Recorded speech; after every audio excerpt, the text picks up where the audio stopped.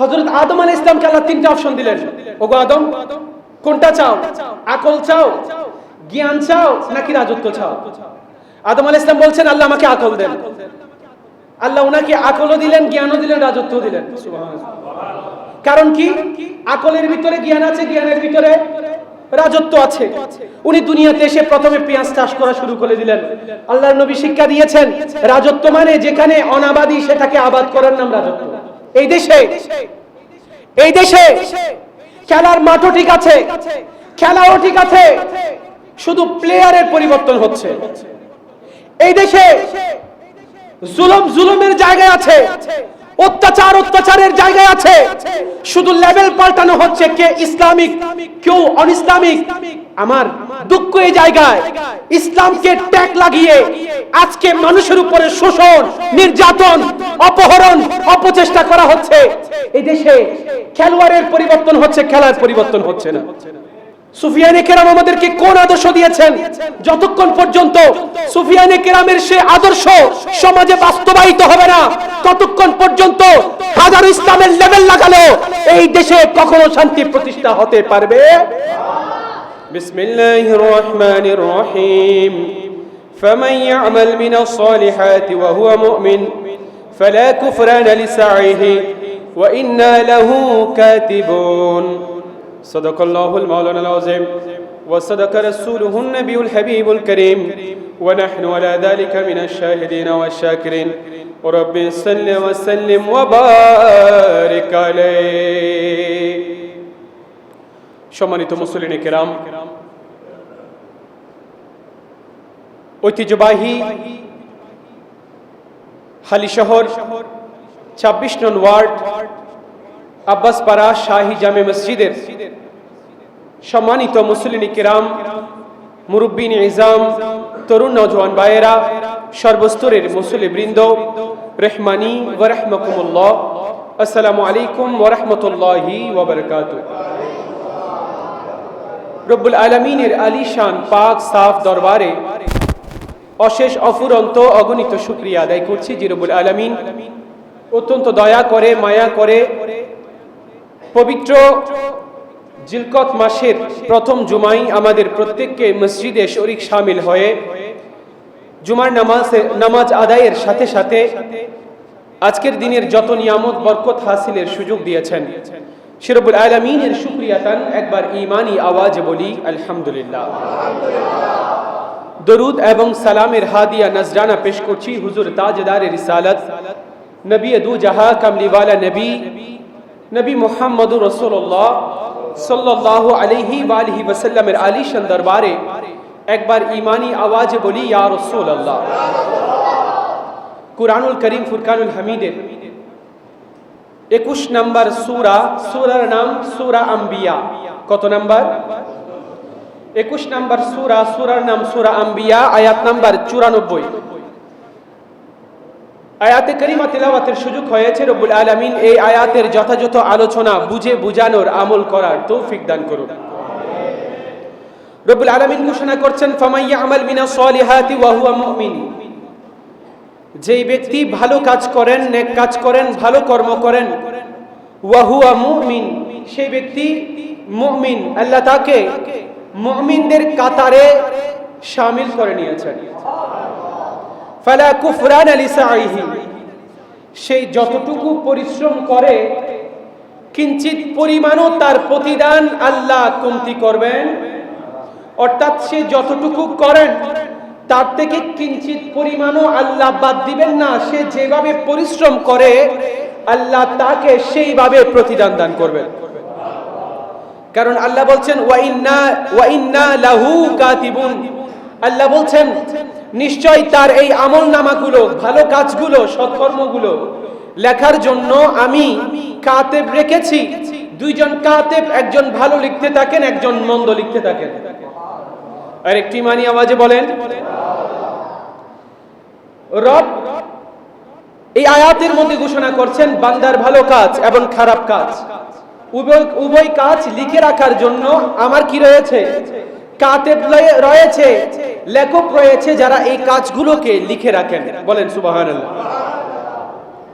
এবং আল্লাহ বলছেন ফালা কুফরানা লিসাইহি, তারা যে কাজগুলো করে তাদের বিনিময় কোনো অংশে কমতি করা হবে, বরং বান্দা যখন একটা ভালো কাজ করেন আল্লাহ একটা ভালো কাজের বিনিময়ে নেকি দেন কমপক্ষে 10টা, সর্বোচ্চ 700 গুণ, সর্বোচ্চ 700 গুণ, কমপক্ষে কয়টা? 10টা। বান্দা যখন কোনো ভালো কাজ করেন আল্লাহ কমপক্ষে একজন বান্দার জন্য 10টা নেকি বরাদ্দ করেন। কারণ আল্লাহ মালিক, আল্লাহ তিনি রব, আমরা আব। তিনি রব, তিনি পালন কর্তা, আমরা আব্দ মানে গোলাম। আব্দ শব্দের অর্থ গোলাম। এখন গোলাম মালিক বলা হয় কাকে? মালিক বলা হয় যিনার একটা রাজ সিংহাসন আছে। মালিক বলা হয় যিনার, মালিক বলা হয় যিনার রাজত্ব থাকে। মালিক বলা হয় যিনার সবকিছু থাকে। মালিক বলা হয় যিনার কাছে ক্ষমতা থাকে। মালিক বলা হয় যিনার কোনো অভাব থাকে না। মালিক বলা হয় যিনাকে আল্লাহ সবকিছুর ক্ষমতা দিয়েছেন, যার কাছে সবকিছু থাকে তিনি মালিক। কিন্তু আব্দ কাকে বলা হয়? গোলাম কাকে বলা হয়? যিনি কারো অধীনে থাকেন, যার কিছুই থাকে না, যার কাছে না ক্ষমতা নাই, না অর্থ আছে, না বীরত্ব আছে, না সিংহাসন আছে, না যার কোনো রাজত্ব আছে। কিন্তু এখানে একটা জিনিস সবচাইতে গুরুত্বপূর্ণ যেটা দেখতে হবে সেটা হচ্ছে আমরা আব্দ, গোলাম। দুনিয়ার নিয়ম হচ্ছে গোলামের, দুনিয়ার নিয়ম হচ্ছে গোলামের কিছু থাকবে না। কিন্তু আমরা এমন গোলাম, আমরা আব্দ, এমন আব্দ, এমন গোলাম, আল্লাহ আমাদেরকে দেশের রাজত্ব দিয়েছেন, আল্লাহ আমাদেরকে সমাজের রাজত্ব দিয়েছেন, আল্লাহ আমাদেরকে রাষ্ট্রের রাজত্ব দিয়েছেন, আল্লাহ আমাদেরকে সমুদ্র সীমার রাজত্ব দিয়েছেন, আল্লাহ আমাদেরকে আকাশ সীমার রাজত্ব দিয়েছেন, আল্লাহ আমাদেরকে অর্থ দিয়েছেন, আল্লাহ আমাদেরকে বৃত্ত দিয়েছেন, আল্লাহ আমাদেরকে ক্ষমতা দিয়েছেন। বলে যারা আব্দ হবে, যারা গোলাম হবে, তাদের তো ক্ষমতা থাকার কথা নয়, তারা কারো অধীনে থাকে, তারা কারো অধীনে ন্যস্ত থাকে, তাদের ক্ষমতা থাকে না, তাদের কোনো কিছু থাকে না। কিন্তু আল্লাহর বান্দাদের এটা শান, আল্লাহ, আল্লাহর যারা বান্দা হন তাদেরকে আল্লাহ ক্ষমতায় পরিপূর্ণ করে দেন, তাদেরকে রাজ্যের রাজত্ব দেন, তাদেরকে ক্ষমতা দেন, তাদেরকে সমুদ্র সীমার ক্ষমতা দেন, তাদেরকে আসমান সীমার ক্ষমতা দেন, তাদেরকে রাজত্ব দান করেন, সিংহাসন দান করেন। কেউ চেয়ারম্যান হয়, কেউ মেম্বার হয়, কেউ এমপি হয়, কেউ মিনিস্টার হয়, কেউ ভাইস প্রেসিডেন্ট হয়। এইভাবে আল্লাহ বান্দাদেরকে নতুন নতুন এক একটা চেয়ার আল্লাহ বান্দাদেরকে দিয়ে আল্লাহ আল্লাহর রুবুবিয়তের শানকে প্রকাশ করেন। এটা আল্লাহর শান, এটা আল্লাহর শান যে আল্লাহর বান্দারা এমন বান্দা, দুনিয়ার নিয়ম হচ্ছে গোলামের কিছু থাকবে না, কিন্তু আল্লাহ গোলামদেরকে সবকিছু দিয়ে পরিপূর্ণ করে দিয়েছে। তবে এইখানে আমাদেরকে একটা জিনিস বুঝতে হবে, আল্লাহর রাজত্ব আর বান্দার রাজত্ব এক। ইসলামী রাজত্বের সংজ্ঞা এবং দুনিয়াবী রাজত্বের সংজ্ঞা এক হতে পারে। ইসলামী রাজত্বের সংজ্ঞা কি, দুনিয়াবী রাজত্বের সংজ্ঞা কি, এতটুকু বুঝতে পারলে তাদের জন্য ফালা কুফরানা লিসাইহি, আল্লাহ তাদের বিনিময়ে কোনো অংশে কম করবেন। ইসলামী রাজত্ব কি? ইসলাম কোনটাকে রাজত্ব বলছেন? ইসলাম কোনটাকে রাজত্ব হিসেবে ঘোষণা করছেন? মনে রাখবেন, পৃথিবীতে শুরু থেকে শেষ পর্যন্ত যত মানুষ আসবেন সমস্ত মানুষকে আল্লাহ রাজত্ব কোনো না কোনো ভাবে দান করবেন। যেমন যার কাছে কিছু নাই, রিকশাওয়ালা, একটা রিকশা ছাড়া তার কাছে কিছু নাই, হয়তো রিকশাটাও তিনি ভাড়া নিয়ে চালান, কিন্তু তার ঘরের প্রধান, তার ঘরে রিকশাওয়ালার ঘরের প্রধানকে রিকশাওয়ালা, যে রিকশা চালিয়ে তার ঘরকে চালান। আল্লাহ বান্দাদেরকে এইভাবে রাজত্ব দান করেন। পৃথিবীতে শুরু থেকে শেষ পর্যন্ত যত মানুষ আসবে দুনিয়ার মধ্যে সবার সাথে একজনের দেখা হয়েছে, তিনি হযরতে আদম সফিউল্লাহ। পৃথিবীতে যত মানুষ আসবেন এবং এসেছেন, ভবিষ্যতে আসবেন, অতীতে চলে গিয়েছেন, সমস্ত মানুষের সাথে একজনের দেখা হয়েছে। উনি হচ্ছেন বাবা আদম সফিউল্লাহ। কোন জগতে? রুহের জগতে। সুবহানাল্লাহ। রুহের জগতে ওনার সাথে সাক্ষাৎ হয়েছে। শুধু তাই নয়, আমরা হযরতে বাবা আদমকে সালাম দান করেছি, সুবহানাল্লাহ। আমরা ওনাকে সালাম দিয়েছি, উনি সালাম নিয়েছেন। এজন্য পৃথিবীর শুরু থেকে শেষ পর্যন্ত যত সৃষ্টি আসবে, সকল সৃষ্টিকে, সকল মানুষের সাথে যার দেখা হয়েছে তিনি আদম সফিউল্লাহ। রাজত্ব কোন জিনিস? রাজত্ব কি জিনিস? ইসলামী রাজত্বের সংজ্ঞা কি? দুনিয়াবী রাজত্বের সংজ্ঞা কি? আমরা আমাদের আলোচনা আজকে এতটুকুর মধ্যে সীমাবদ্ধ। ইনশাআল্লাহ আমরা এটা বুঝতে পারলে আমাদের জন্য অনেক ফায়দা হবে। আমার বাবারা, রুহের জগতে আদম সফিউল্লাহ হাঁটছেন, বা ওই জগতে ওই হালতে আছেন। উনি উনার সন্তানদেরকে দেখছেন। পৃথিবীতে যত মানুষ ভবিষ্যতে আসবে, রুহের জগতে এখনো আছে। আল্লাহ দুনিয়াতে মানুষ প্রেরণ করেন নাই। আদম সফিউল্লাহ একজনকে দেখছেন। দেখতে দেখতে একজনের দিকে হযরতে আদম সফিউল্লাহর চোখটা পড়ল। উনি দেখতে পেলেন এবং এত সুন্দর ফুটফুটে একটা বাচ্চা দেখে উনি আল্লাহর দরবারে ফরিয়াদ করলেন, আল্লাহ, এত ফুটফুটে একটা সুন্দর বাচ্চা, এটা কে? আল্লাহ বলছেন, আদম, এটা তোমার সন্তান। তার নাম হচ্ছে, তিনি দুনিয়াতে গেলে নবী হবেন, ওনার নাম হচ্ছে হযরতে দাউদ আলাইহিস সালাম। হযরতে আদম সফিউল্লাহ আল্লাহর দরবারে ফরিয়াদ জানালেন, আল্লাহ, আমি দেখতে পাচ্ছি তার বয়স একেবারে কম। আপনি তাকে বয়স দিয়েছেন মাত্র 60 বছর। কত বছর? মাত্র বয়স দিয়েছেন 60 বছর। আল্লাহ, আপনি দাউদকে আমার পক্ষ থেকে 40টা বছর বাড়ায় দেন, আমার পক্ষ থেকে দেন, আমার থেকে নিয়ে দেন। আপনি তার বয়স 100 বছর করে দেন। এই ক্ষমতা নবীদেরকে দিয়েছেন কে? তাহলে নবীরা চাইলে বয়স বাড়াইতেও পারে, কমাইতেও। আদম আলাইহিস সালামের যদি এই ক্ষমতা থাকে, নবী মুহাম্মদুর রাসূলুল্লাহ সাল্লাল্লাহু আলাইহি ওয়াসাল্লামের এই ক্ষমতা আছে না নাই? দিয়েছেন কে? নিজের বয়স থেকে আদম আলাইহিস সালামকে আল্লাহ বয়স দিয়েছেন 1000 বছর। কত? আরেকটি মানি আওয়াজে 1000 বছর বয়স আদম আলাইহিস সালামকে আল্লাহ দিয়েছেন। সেখান থেকে 40 বছর তিনি হযরতে দাউদকে দিলেন। দাউদের বয়স কত হলো? একটু আওয়াজ করে বলবেন, কত বছর? 100 বছর। এখন প্রশ্ন আসে এখানে প্রশ্ন করার অবকাশ থাকে।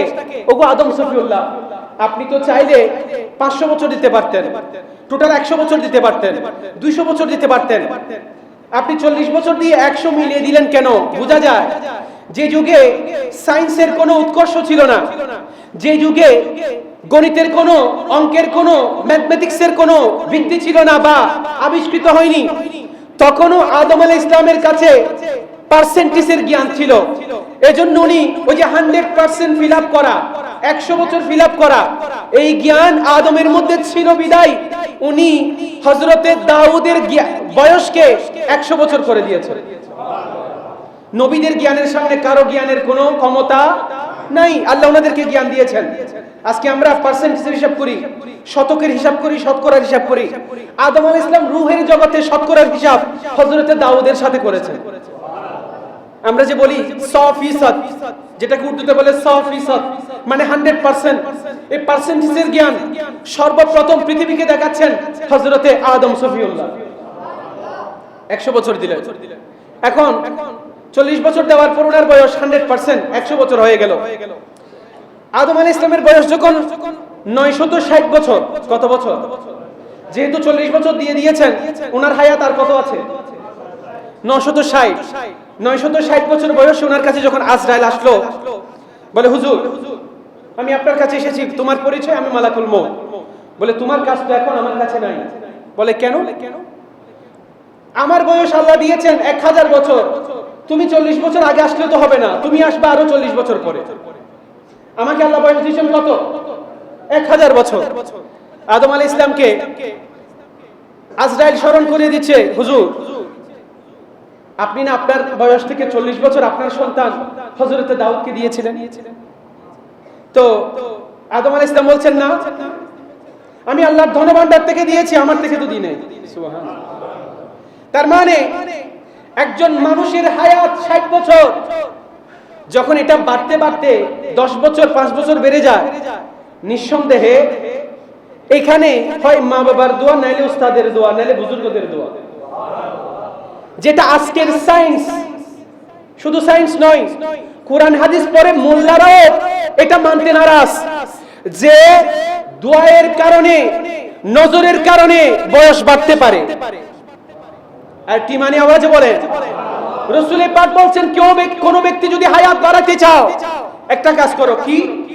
সিলমান কাতাকা, যে ব্যক্তি তোমার সাথে সম্পর্ক ছেদ করেছে তার সাথে সম্পর্ক জুড়ো, তোমার আত্মীয়দের খবর নাও, আত্মীয়তার সম্পর্ক তুমি যত বাড়াবা আল্লাহ তোমার হায়াত তত বাড়াইতে থাকবে। তাহলে আপনার বয়স কম, এই হায়াতকে বাড়ানোর পদ্ধতি কি?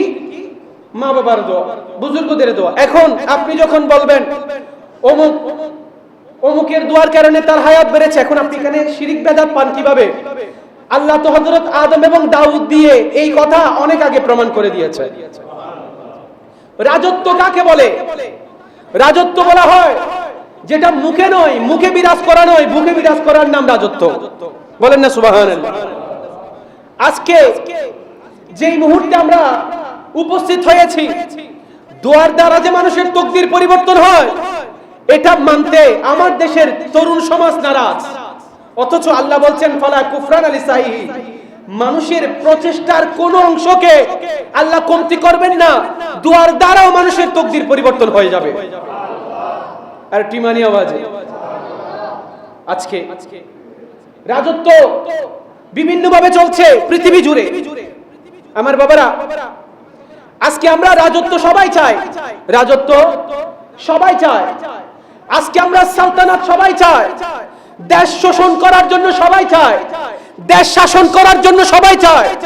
কিন্তু শাসন এবং শোষণ করার আগে আমার দেশ শাসন করার যে মূলধন প্রয়োজন, সেই মূলধন আমার কাছে নাই। এখন একটা দেশ শাসন করা, একটা দেশকে সঞ্চালন করা, একটা দেশ পরিচালনা করার জন্য আপনার কাছে মূলধন কি লাগবে? ইসলাম এবং বর্তমান দেশ শাসন পদ্ধতি এখান থেকে ভিন্ন। কারণ কি? ইসলামী শাসন ব্যবস্থায় মূলধন কি একটা রাষ্ট্র পরিচালনার জন্য? হযরত সুলাইমান আলাইহিস সালামকে আল্লাহ বলছেন, ওগো সুলাইমান, তোমাকে আমি দুইটা জিনিসের অফার করছি, যে কোনো একটা বেছে নিবা। ইয়া আল্লাহ, আপনি যা দেন আমি বেছে নিতে প্রস্তুত। হযরত সুলাইমানকে বলা হলো, আমি তোমাকে জ্ঞান দিব, না হয় রাজত্ব দিব। তুমি জ্ঞান কিংবা রাজত্ব দুইটা থেকে একটা বেছে নাও। জ্ঞান কিংবা রাজত্ব দুইটা থেকে একটা বেছে নাও।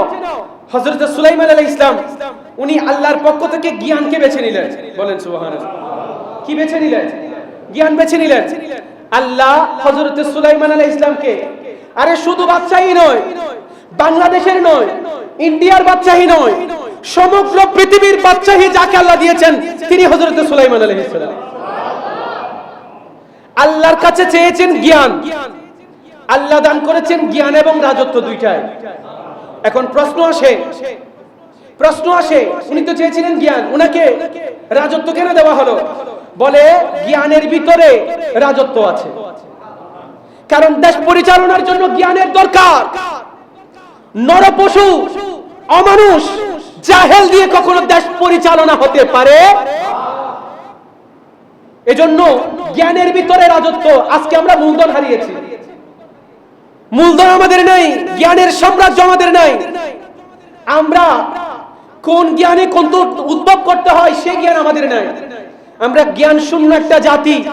আমরা রাজত্ব, যদি আমাদেরকে বলা হয় আপনার কি রাজত্ব করার ইচ্ছা আছে কিনা, আপনার কি দেশ পরিচালনার ইচ্ছা আছে কিনা, একেবারে যার কাছে কিছুই নাই, মাল মিটার, এখানেও নাই এখানেও নাই, কিছুই নাই, সেও একটু করে মাথা নাড়বে।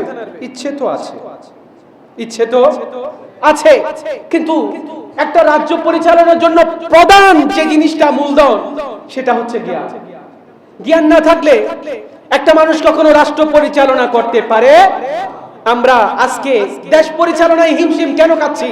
একটাই কারণ আমাদের মূলধন নেই। কি নাই? মূলধন নাই।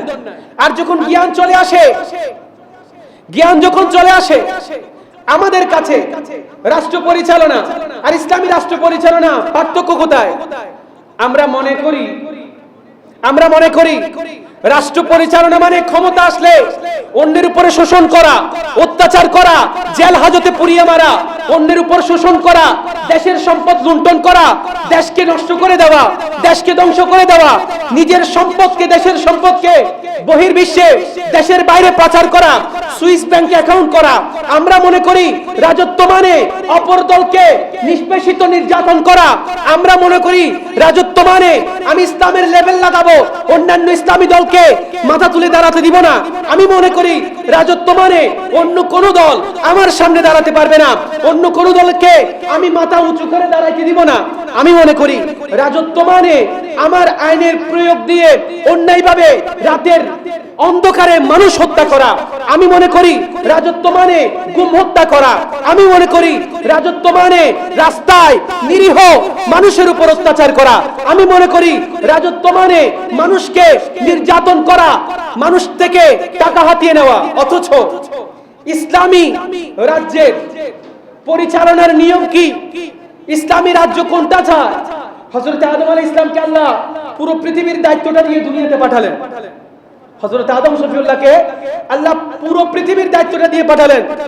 হযরত আদম রাজ্য পরিচালনার জন্য নেমেছেন। উনি সর্বপ্রথম পেঁয়াজের চাষ করেছেন। না বুঝলেও বলেন সুবহানাল্লাহ। এখন যারা বুঝেছেন তারা বলেন সুবহানাল্লাহ। হযরত আদমকে আল্লাহ দুনিয়া পরিচালনার জন্য পাঠালেন। উনি দুনিয়াতে এসে সর্বপ্রথম পেঁয়াজের চাষ করলেন। কিসের চাষ? পেঁয়াজের চাষ। এখন প্রশ্ন হচ্ছে, ওগো আদম সফিউল্লাহ, আল্লাহ পাঠিয়েছেন পৃথিবী পরিচালনার জন্য, আপনি করছেন পেঁয়াজের চাষ, কারণটা কি? কারণ হচ্ছে একটাই,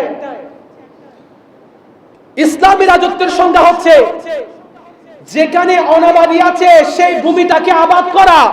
একটা আবাদকৃত পৃথিবীকে ধ্বংস করে দেওয়ার নাম কখনো রাজত্ব হতে পারে? আদম সফিউল্লাহ পৃথিবীতে এসে পেঁয়াজের চাষ করে বুঝিয়ে দিয়েছেন জমিনকে উর্বর করার নাম রাজত্ব। জমিনকে উর্বর করার নাম, উনি এসে দুনিয়াতে পেঁয়াজের চাষ করছেন। যে জমিন অনুর্বর সেই জমিকে চাষ করার নাম রাজত্ব। যেখানে অন্যায় আছে অন্যায়কে মিটিয়ে দেওয়ার নাম রাজত্ব। এবং মানুষের মুখে মুখে নয়, মানুষের দিলে দিলে দিলে থাকার নাম রাজত্ব। মানুষের মুখে নয়, দিলে দিলে থাকার নাম রাজত্ব। এজন্য সমস্ত নবী রাসূলের জায়গা মানুষের অন্তরে, অন্তর দিয়ে পৃথিবী পরিচালনা করেছে। হযরত সুলাইমানকে তো জিজ্ঞেস করা হলো, গো সুলাইমান, তোমার কাছে দুইটা অপশন, আকল চাও, জ্ঞান চাও, নাকি রাজত্ব চাও? উনি জ্ঞান চেয়েছেন, আল্লাহ রাজত্ব দিয়েছেন, কারণ জ্ঞানের ভিতরে কি আছে? রাজত্ব আছে। কিন্তু আল্লাহ হযরত আদম আলাইহিস সালামকে তিনটা অপশন দিয়েছেন। কয়টা? আমি আশা করছি আমার আলোচনা, এই আলোচনাটা ইউটিউবের কোথাও খুঁজে পাবেন না। এজন্য আমাদেরকে মনটা যোগ করতে হবে, অন্য কিছু নয়, মনটা যোগ করতে হবে। আমি বিশেষ করে আলোচনাগুলো করি আমার স্টাডি থেকে করি এটার জন্য, কারণ আপনার মনে হতে পারে এই খতিব সাহেব এগুলো কি আলোচনা করেন, মাথার উপর দিয়ে চলে যায়, সমাজ পরিবর্তন হবে এরকম কিছু আলোচনা করি। আরে ভাই, আমাদের নিচের কাপড় খুলে যাচ্ছে, আমাদের খবর নাই। নিচের কাপড় খুলে যাচ্ছে, খবর নাই। দেশের কোন পরিস্থিতি আপনারা জানেন না। আমার ছেলে কার পেছনে স্লোগান দিচ্ছে আমাকে সেটা দেখতে হবে। আমরা কোন আদর্শে বলিয়ান হচ্ছি? হযরত আদম আলাইহিস সালামকে আল্লাহ তিনটা অপশন দিলেন। ওগো আদম, কোনটা চাও? আকল চাও, জ্ঞান চাও, নাকি রাজত্ব চাও? আদম আলাইহিস সালাম বলছেন, আল্লাহ আমাকে আকল দেন। আল্লাহ ওনাকে আকলও দিলেন, জ্ঞানও দিলেন, রাজত্বও দিলেন। সুবহানাল্লাহ। কারণ কি? আকলের ভিতরে জ্ঞান আছে, জ্ঞানের ভিতরে রাজত্ব আছে। উনি দুনিয়াতে এসে প্রথমে পেঁয়াজ চাষ করা শুরু করে দিলেন। আল্লাহর নবী শিক্ষা দিয়েছেন রাজত্ব মানে যেখানে অনাবাদী সেটাকে আবাদ করার নাম রাজত্ব। যেটা অনাবাদী সেটাকে আবাদ করার নাম রাজত্ব। জুলুম অত্যাচারের নাম কখনো রাজত্ব হতে পারে? এই দেশে খেলার মাঠও ঠিক আছে, খেলাও ঠিক আছে, শুধু প্লেয়ারের পরিবর্তন হচ্ছে। এই দেশে জুলুমের জায়গায় আছে, অত্যাচারের জায়গায় আছে, শুধু লেভেল পাল্টানো হচ্ছে, কে ইসলামিক কেউ অনইসলামিক, আমার দুঃখ এই জায়গায়, ইসলামকে ট্যাগ লাগিয়ে আজকে মানুষের উপরে শোষণ, নির্যাতন, অপহরণ, অপচেষ্টা করা হচ্ছে। এই দেশে খেলোয়াড়ের পরিবর্তন হচ্ছে, খেলার পরিবর্তন হচ্ছে না। সুফিয়ানে কেরাম আমাদেরকে কোন আদর্শ দিয়েছেন? যতক্ষণ পর্যন্ত সুফিয়ানে কেরামের সে আদর্শ সমাজে বাস্তবায়িত হবে না, ততক্ষণ পর্যন্ত হাজার ইসলামের লেভেল লাগালো এই দেশে কখনো শান্তি প্রতিষ্ঠা হতে পারবে। পীর মেহের আলী রহমতুল্লাহি আলাইহি উনি যখন রাজ্যের মধ্যে ইসলামী বিধিবিধানগুলো মানুষের মধ্যে প্রচার করছেন, আহা কি জিন্দেগি!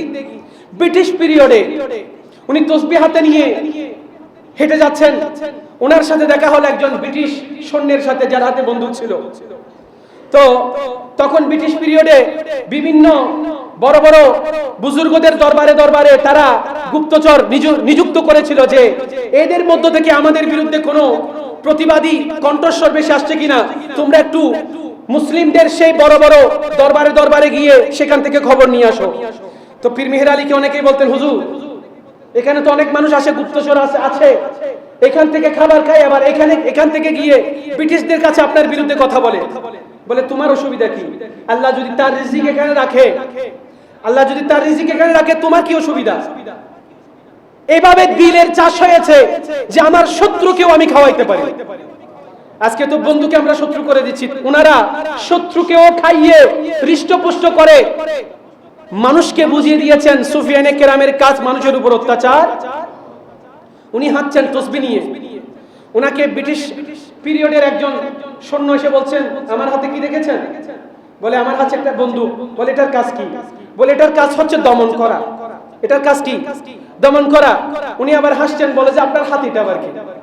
ওনার হাতে তসবিহ ছিল, সুফি, ওনার হাতে তসবিহ, আপনার হাতে এটা কি? বলে আমার এটার কাজ হচ্ছে জীবন দান করা। তোমার কাজ হচ্ছে জীবন দমন করা, আমার কাজ হচ্ছে জীবন দান করা। তো উনি বলছেন আমার তার ক্ষমতা তুমি দেখবানি। উনি বন্দুক দিয়ে সাথে সাথে একটা পাখি শিকার করলেন। পাখি শিকার করার সাথে সাথে পাখিটা মাটির মধ্যে পড়ে গেল। বলে আমার বন্দুকের পাওয়ার, আমি দমন করতে পারি। পীর মেহের আলী রহমতুল্লাহ আলাইহি বলছেন, তাহলে এখন সুফিয়ানে কেরামের পাওয়ার দেখো। উনি তসবিহটা ওই পাখির গলার উপরে ধরলেন, সাথে সাথে পাখিটা জিন্দা হয়ে উড়ে চলে গেল। বলে তোমার কাজ জীবন নেওয়া, আমাদের কাজ জীবন দেওয়া। আমাদের কাজ জীবন দেওয়া।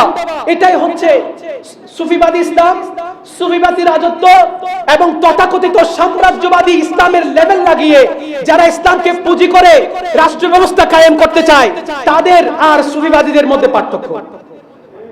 আল্লাহ বলছেন, ফালা কুফরান লিসাইহি, কারো কোনো বিনিময় কোন অংশে কম করা হবে, বলেন না কম করা হবে।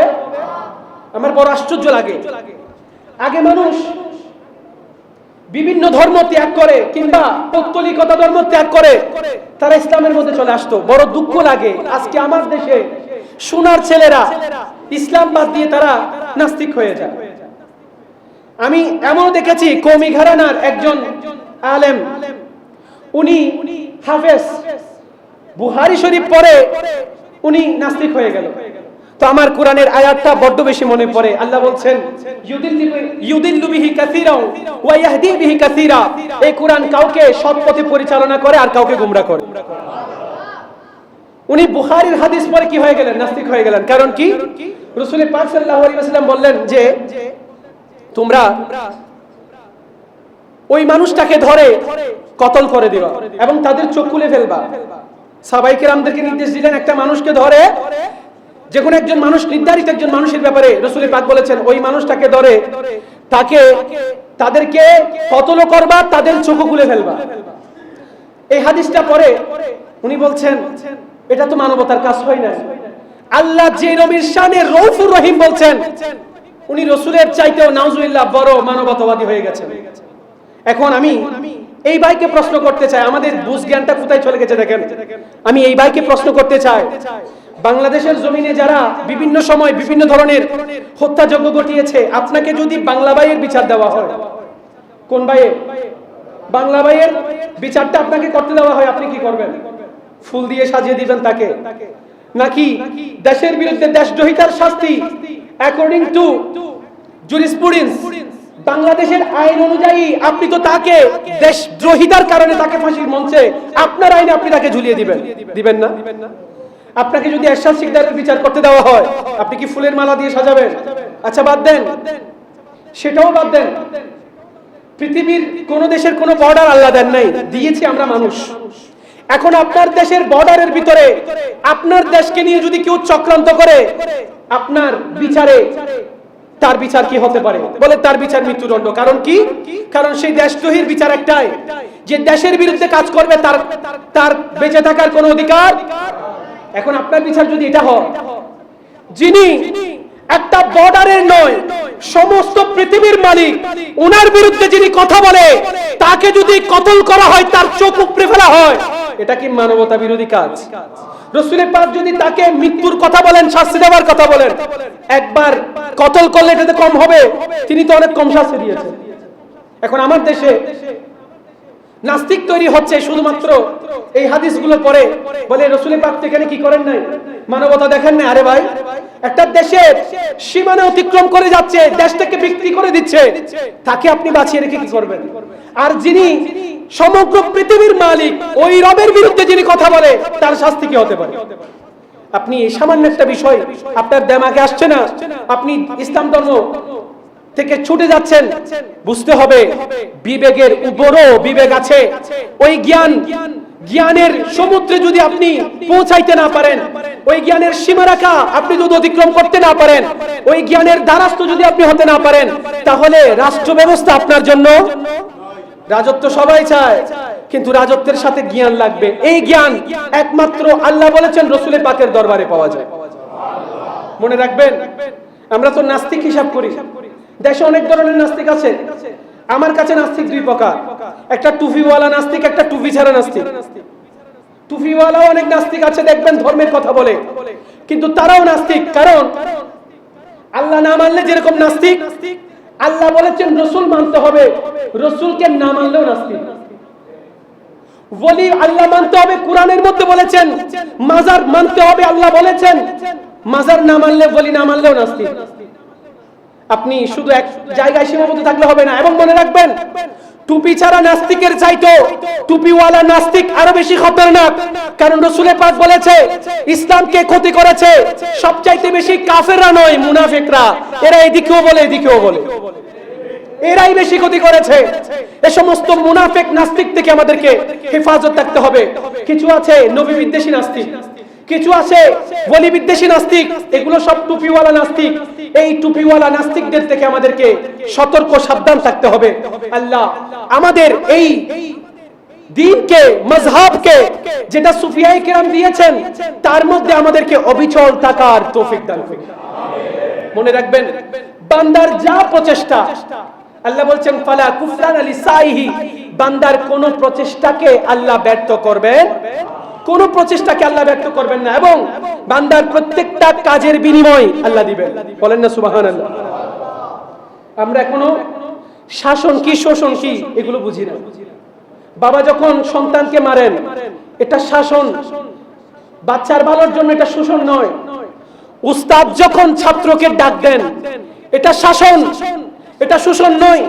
ছাত্র যদি এটাকে শোষণ মনে করে, যদি মনে করে আমার উপর চাপিয়ে দেওয়া হয়েছে, এর ছাত্রত্বের দাবি সেখান থেকে শেষ, এর ছাত্র হওয়ার কোনো যোগ্যতা। এই সমস্ত ছাত্রকে ছাত্র বলাটাও ভুল হবে যারা শিক্ষকের শাসনকে শোষণ মনে করে। এজন্য আমাদেরকে কোনটা শাসন এবং কোনটা শোষণ রাসূল পাক বলেছেন কি জন্য, আমরা বুঝছি কি জন্য, আমাদের মানবতা বেড়ে গেছে। ওই রকম মানবতার দাম ইসলামের মধ্যে নাই। শাসন এবং শোষণের এই সংজ্ঞা আমাদেরকে বুঝতে হবে। ইসলামী রাজত্বের মূল ভিত্তি হচ্ছে আপনি যেখানে অনাবাদী সেখানে আবাদ করা, যেখানে অনাবাদী সেটাকে আবাদ করা। পরিশেষে আল্লাহর কাছে যাই চাই, আমরা আল্লাহর কাছে প্রতিনিয়ত দোয়া করি, একেবারে প্রতিনিয়ত। আমার যত বিপদ আপদ, ভালো কাজ খারাপ কাজ, প্রত্যেকটা মুহূর্তে আমি আল্লাহকে স্মরণ করি। মনে রাখবেন, আমরা দোয়া তো আল্লাহর কাছে করি, কিন্তু আল্লাহর সাথে কথা বলি না। আমাদের মধ্যে কয়জন মানুষ আল্লাহর সাথে কথা বলি? যেমন অনেক সময় মনে মনে আমরা চিন্তা করি, এই কাজটা এরকম হলে ভালো হতো, এই কাজটা এরকম হলে ভালো হতো। এই যে একটা কথা আপনি নিজের সাথে নিজে বলছেন, কখনো কি এমন হয়েছে নিজের অজান্তে, আল্লাহ এই কাজটা আমি করতে চাচ্ছি, তুমি দয়া করলে নিশ্চয়ই আমার কাজটা হয়ে যাবে। আমার উদ্দেশ্য সৎ, আমার মাটা ভালো থাকুক, আমার বাবাটা ভালো থাকুক, কিংবা আমার সন্তানের জন্য এটা করতে যাচ্ছি। আল্লাহ, আপনার নবী তো এটাকে কি বলেছেন? ইবাদত বলেছেন। কখনো আমরা দোয়া করি সব সময়, কিন্তু আল্লাহর সাথে কখনো কথা বলা হয় না। আল্লাহর সাথে কথা বলার চেষ্টা করুন, দেখবেন পৃথিবীর কোনো মানুষকে বোঝানোর দরকার নাই। আপনার সমস্যা আপনি এদিক থেকে বলা শুরু করবেন। আল্লাহ বলছেন উজিবু দাওয়াতাদ দাঈ ইযা দান। তুমি বান্দা বলতে শুরু করবা, আমি কবুল করতে দেরি করব না। এখানে ওয়ারেন্টি নয়, আল্লাহকে দিয়েছেন, গ্যারান্টি দিয়েছেন। এই গ্যারান্টির সাথে জিন্দেগি যাদের চলেছে তারা, তাদের ব্যাপারে আল্লাহ বলছেন ওয়া মান ইয়ামাল মিনাস সালিহাতি ফাহুয়া মুমিনুন ফালা কুফরানা লিসাইহি। যারা ভালো কাজ করেছে তারাই মুমিন। ফালা কুফরানা লিসাইহি, আল্লাহ তাদের প্রতিদানের মধ্যে সামান্য পরিমাণও কমতি করবেন। এবং এগুলো আল্লাহ লিখে রাখছেন প্রতিনিয়ত, কারণ শুধুমাত্র বান্দা যেন তার নির্ধারিত অংশের কোন অংশে কম না পায়, আল্লাহ যেন বান্দাকে বেশি বেশি দিতে পারেন।